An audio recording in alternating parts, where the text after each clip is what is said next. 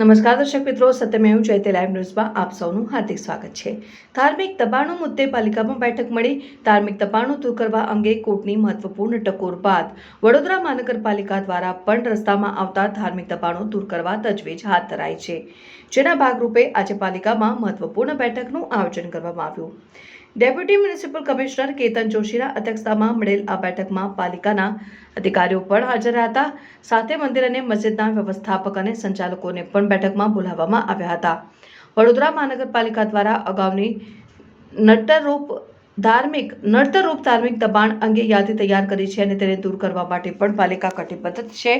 ત્યારે આજરોજ મંદિર મસ્જિદના સંચાલકોને બોલાવીને જરૂરી પુરાવા રજૂ કરવા સાથે આ ધાર્મિક દબાણોને અન્યત્ર લઈ જઈ ત્યાં ખસેડવામાં સમજાવવામાં આવ્યા હતા।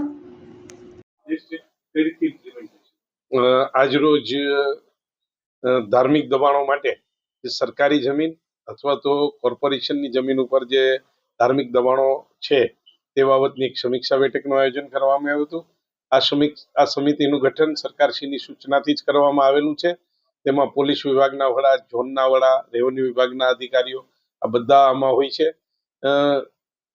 જે 393 જેટલા દબાણો જ્યારે આઈડેન્ટિફાઈ થયા હતા એ ક્રમશઃ રીતે આપણે દર મહિને સમીક્ષા કરવામાં આવે છે। હાલ 314 દબાણ રહેલા છે।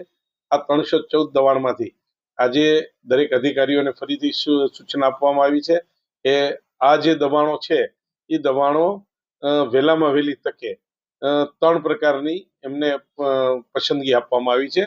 આઈધર તે લોકો સ્વૈચ્છિક રીતે સમજૂત થઈ અને દબાણ દૂર કરે, નંબર 2 તેઓ આ જમીન છે એને રીલોકેટ કરે, એટલે કે કોઈ સંસ્થા દ્વારા આ જમીનો વેચાતી અન્ય ખાનગી જગ્યાએ લઈ અને ત્યાં એટલી જ માન સન્માન અને ધાર્મિક લાગણીથી આને રીલોકેટ કરે।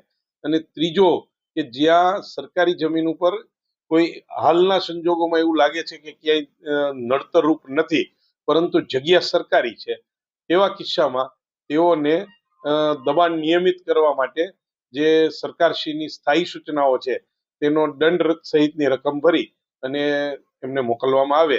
આગામી દિવસોમાં આનો પ્રતિસાદ હકારાત્મક રીતે પડે તેવું લાગે છે। તેના ભાગરૂપે આ જે મંદિરના સ્થાપકો અથવા તો ધાર્મિક સંસ્થા જોડે જોડાયેલા લોકો, ધાર્મિક વડાઓને પણ આજે બોલાવવામાં આવેલ હતા કે જે આ મંદિરોનું સંચાલન કરતા હોય છે એમને પણ સમજૂત કરવામાં આવેલ છે અને તેઓને પણ ઝોન કક્ષાએ ફરીથી એકવાર ઝોનના અધિકારીઓ જોડે બેસી અને આમાંથી કઈ શક્યતાઓ થાય કે જેથી નામદાર કોર્ટની સૂચનાઓનું પાલન પણ થઈ શકે, લોકોની ધાર્મિક લાગણીઓ પણ ના દુભાય અને દબાણો બી દૂર થાય, આ પ્રકારની વ્યવસ્થા કરવામાં આવી છે।